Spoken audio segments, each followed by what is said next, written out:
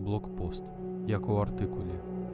Былі мяшкі з пяском, каля паўтузіна мужчын і жанчын у ваеннай форме і некалькі пікапаў без апазнавальных знакаў.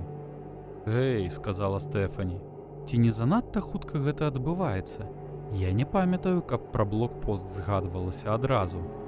«Ідэальная істота рэальная, так?» — сказаў я, уціскаючы пальцы ў скроні, каб паспрабаваць пазбавіцца ад болю.